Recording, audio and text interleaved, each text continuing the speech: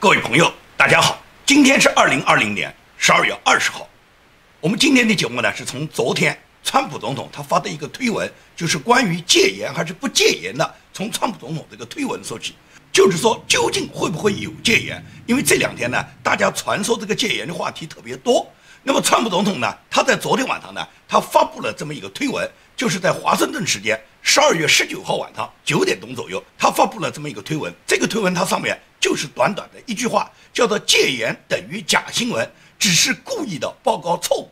川普总统为什么要发这么一个推文呢？说明这个戒严是假新闻呢？主要是什么？是昨天原来呢，川普总统内阁里面的他这个前国家安全顾问叫博尔顿。博尔顿呢，在昨天早些时候呢，接受了 CNN 的一个采访。在 CNN 采访之后，博尔顿呢放出了这么一个大新闻，就说呢，礼拜五川普总统在白宫召见了一部分重要的幕僚人员，在这个幕僚的这个会议上面，川普总统和这些重要的幕僚们已经达成了一致意见，准备对美国进行戒严。他说，川普的这种做法实际上是摧毁美国，通过军管的方法颠覆美国的国家制度。川普这样的人是不能留在白宫的。这是博尔顿在接受 CNN 采访的时候，他本人的讲话，就是暴露了星期五川普总统在白宫召开了幕僚会议，准备对美国开始戒严了。这是博尔顿这个话讲了以后呢 ，CNN 大家都知道是左派最主要的媒体，那么左媒大量的媒体都转发了关于博尔顿的这个讲话以后，马上呢就形成了巨大的压力，都认为美国呢马上就要戒严了，川普已经马上干了，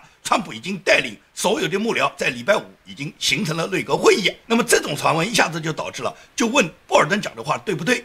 博尔顿这个人啊，你可以看他在川普总统内阁上面呢，担任川普总统的这个前国家安全顾问的时候，他就经常是跟川普唱反调的。由于他不能够很好的贯彻川普总统他的治国理念，尤其是对待战争方面，川普总统要收缩中东方面的战争，不愿意在中东投入更多的兵力，而愿意把大量的军力呢投入到亚太地区。所以说博尔顿的思想跟川普总统的治国理念是完全违背的。那么最终川普总统是解除了博尔顿的职务，所以博尔顿他后来又是出书了，包括他这次又在这个 CNN 这个采访之后能够放出川普总统礼拜五他召集幕僚内阁会议上的内幕啊，这都是博尔顿在那个胡说八道。博尔顿凭什么知道啊？博尔顿有什么能力能够知道川普总统内阁会议上面最重要的，如果真的是戒严，戒严这么重大的事情会走漏风声让他博尔顿知道啊？博尔顿就是配合民主党，配合左派，然后掀起一个对川普总统的压力，给川普总统先知道你要戒严了，先散布这种谣言以后，然后呢他们先声夺人，这是博尔顿的目的啊。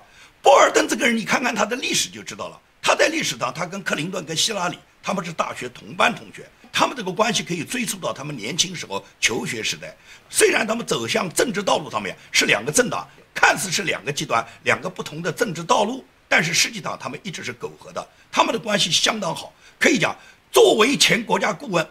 不知道他已经把白宫多少重要的情报透露给克林顿，透露给希拉里。所以说这也是川普总统要解除博尔顿一个重要的原因。川普总统之所以发这个推文，就是川普总统告诉别人，你们别听博尔顿胡说八道。川普总统在发出这个推文以后，他同时又说到，华盛顿最愚蠢的人之一博尔顿，他能知道什么？在描述美国对朝鲜打算时候，他不是也是这么愚蠢的在电视上说利比亚的解决方案吗？我还有很多其他博尔顿的愚蠢的故事。这是川普总统他针对博尔顿他发布了这个推文。那么也就是说，川普总统他说戒严等于假新闻，很多人看到这句话就认为那肯定不会戒严了，川普总统都辟谣了，他说戒严是假新闻。实际上你要看川普总统是在什么心态下写这个推文，他是针对博尔顿散布的现在马上就要开始戒严，在 CNN 讲的这个话，川普总统驳斥他，川普总统发的这个推文。而且川普总统明确评价博尔顿是华盛顿最愚蠢的政客之一。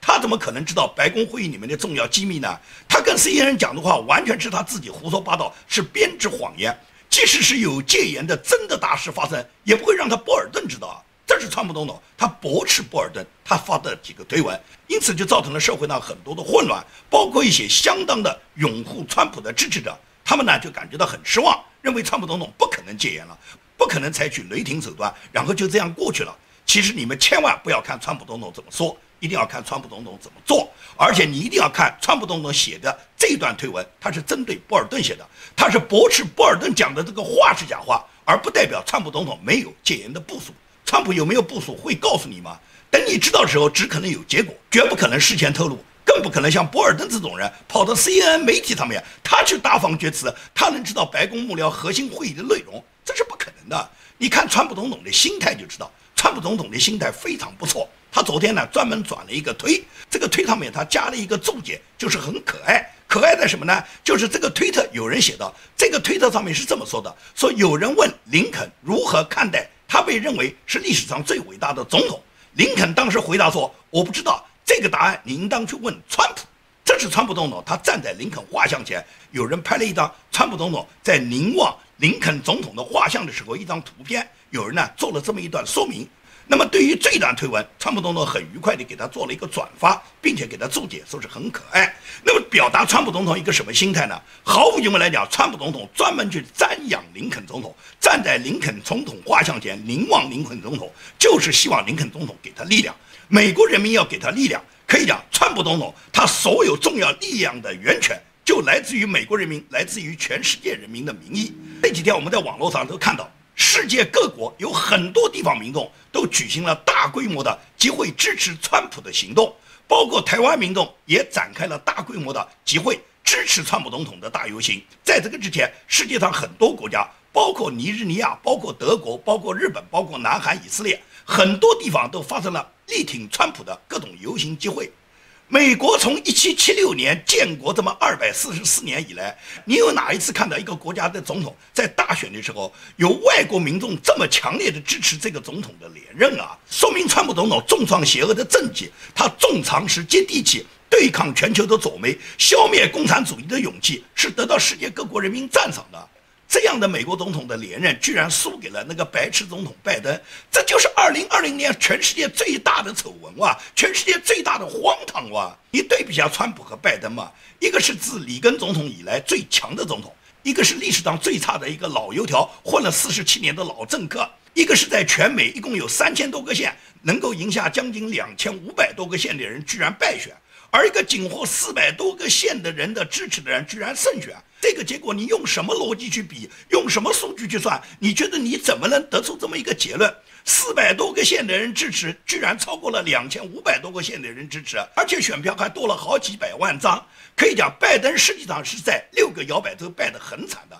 但是拜登最终点票的结果，他就是在6个摇摆州都赢了。他赢是赢在哪里呢？所有人都知道拜登赢在哪里。美国本年度一共注册的这个登记的选民只有1.33亿。如果我们算所有的选民登记了全部去投票，那么川普总统赢得了7500多万张选票以后，余下的只剩5800万张选票啊。那么拜登这个8000多万张选票，他又是哪里来的呢？这大量的都是非法投选的嘛，也就是大量的非法移民投选的这个选票嘛。那么这种情况，这种事实放在面前，美国的法律允不允许非法移民的选票也算选票呢？如果这样算的话，那么美国大量的这些非法移民，他们就跟美国国家公民一样了，他们拥有选举权，甚至可以拥有被选举权啊。那美国这个国家还叫国家吗？国父们制定的宪法，宪法还有它的权威性吗？所以说，林伍德大律师就专门发了一个推特，在这个推特上面，林伍德大律师明确就说，佐治亚州、密歇根州、亚利桑那州、内华达州、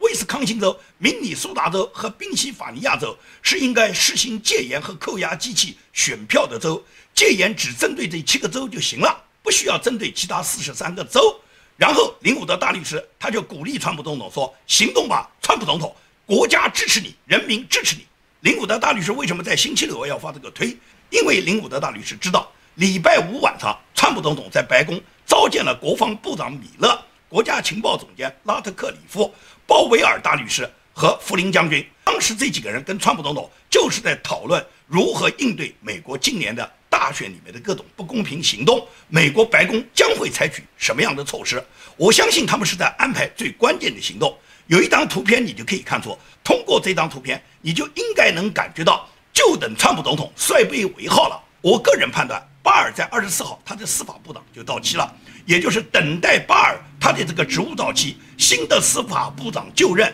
能够签署各种司法命令之后，很可能这个大规模的行动就开始了。因为只有新的司法部长到任，那么国防部和司法部都在执行命令时候就于法有据，川普总统他是一个保守派，也是按照规则办事的，他所采取的任何行动都是在美国法律上允许的范围内，授权总统的范围内，在执行总统的权利，川普总统才会这么去做，不会乱来的。所以说现在说美国戒严还是不戒严，这个话题太早。按照林伍德大律师讲的，只需要对那有问题的7个州，对那7个州舞弊的机器进行封存，然后对这7个州他的这个大选舞弊进行调查，当地的选民要么重新投票，要么当地的议会推出他们的选举人代表，也就是依法来决定来解决这7个州舞弊的状况。所以说现在这个情况虽然大家都很忧心，因为大家都认为美国今年的大选是决定美国未来的命运的。美国今年的大选，美国的现状已经决定了美国最终的2个结局，也就是我们都可以看到美国是究竟选择长痛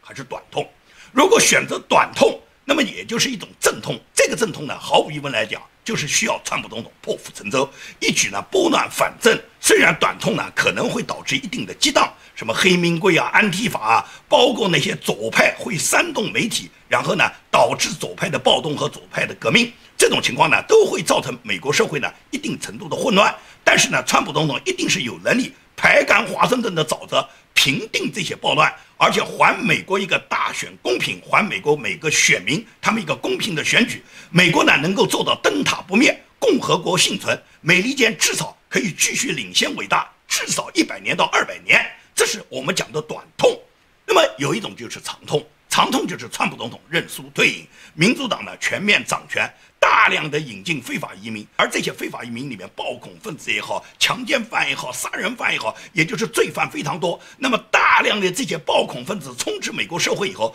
最终美国就一定会爆发像法国一样的那种极端分子杀害美国保守派，杀害美国白人，然后最终导致的美国的混乱。这种祸国殃民的结果，最终和保守派发生了价值观的冲突以后，那么美国要么形成内战，要么形成分裂，要么就是美国就走向南非，也就是像南非一样，曾经的一个非洲最发达、最民主的国家，在几年之内就堕落成非洲一个最贫穷的国家。美国完全有可能走向一个新的南非，这是所有美国人民都要认识得到的。很多人都认为川普总统不服输是川普总统的性格，川普总统要过一把这个总统瘾。川普总统需要过这个总统瘾吗？川普总统是为他个人而战吗？今年的大选还是因为哪一个总统当选决定美国的未来吗？它绝对是价值观的对决，是文明与邪恶的对决。那些否定川普的人说川普输不起，川普输不起吗？川普最输得起。对于他来讲，放弃是最简单的事。他一个亿万富翁，3任美妻，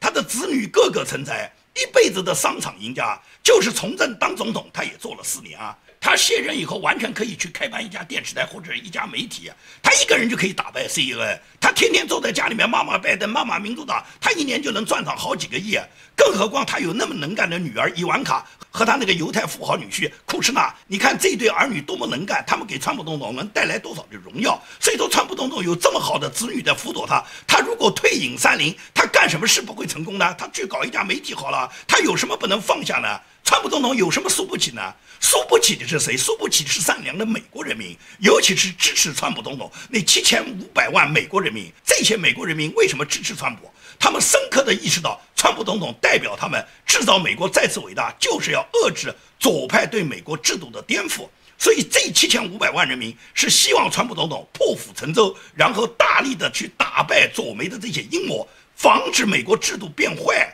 所以说这7500万人民输不起。当然，那些支持拜登的、那些没有支持川普的其他的美国人民也一定是输家了。也就是说，民主党上台以后，美国制度搞乱，美国变成了南非。你觉得那些支持拜登的人，他们不是首当其冲吗？我可以断言，川普之后再无川普，脆弱的文明与灯塔倒下的美国，世界将进入漫长的黑夜。而最可怜的是那些把票投给川普、坚持正义那部分善良的美国民众。这些人，因为他们心里面明白啊，但是他们最终输掉了。所以说这部分人，他们现在为什么顽强的坚持的支持川普？川普总统从他来到华盛顿，就没有一个民主党，就没有一个共和党的建制派大佬支持他。我们可以回顾一下川普总统当年2016年他在赢得大选以后，在他自己2017年1月20号在白宫登基就职那天，你看看他就职的现场，所有民主派大佬对他是什么眼光，所有人对他是一个什么表情。这些人看到川普来，就等于是洪水猛兽来了哇！因为川普完全是不按政治规矩来，打破了他们华盛顿官场的政治正确的规则，然后冲垮了这些人跟中国共产党勾兑的那些利益圈。所有的民主派的大佬和共和党建制派的大佬，他们对川普进入华盛顿，他们是感觉到他们的美梦已经被击破了，他们曾经做好的这种全球化跟中共勾兑的，他们保障他们家族利益的这个梦想，给川普这个政治素人一举打破了。所以说这些人才会有这样的表情啊！你看看这些民主党的大佬，无论从民主党的大佬沃伦·桑德斯，还是民主党的新秀艾欧西的表情，你就可以看出这些人对川普是多么的记恨和反对。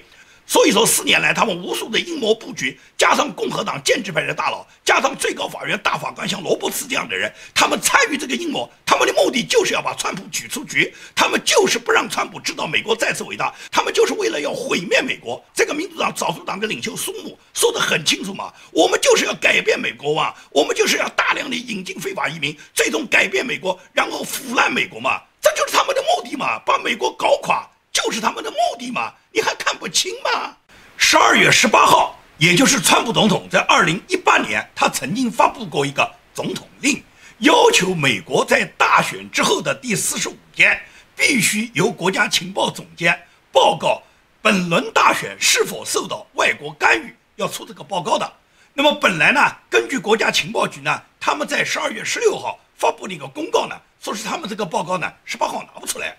当时拿不出来的理由呢，有这么一个解释，也就是国家情报总监拉特克里夫呢，他看到这个报告的内容里面大部分都是指责俄罗斯干预美国大选，根本没有提中国的事。而根据拉特克里夫他本人掌握的各种情报，他知道本轮大选受到中共干涉的是最大。为什么没有披露中共干预美国大选的各种内容？他要求把这个报告退回去重新写。那么根据国家情报局当时的这个报告，就说这个重新写出来的报告可能要到明年1月份才能够上交到白宫了。那么大家都很沮丧了。结果呢，在12月18号，美国国家情报总监拉特克里夫呢，他准时向白宫上交了这份报告，也就是这份报告已经完全明确证实了今年有哪些国外哪些外国势力干涉了美国的大选。那么也实际上就是大家非常关注上个礼拜五，就是12月18号，为什么12月18号晚上，川普总统在白宫召集了高级幕僚会议，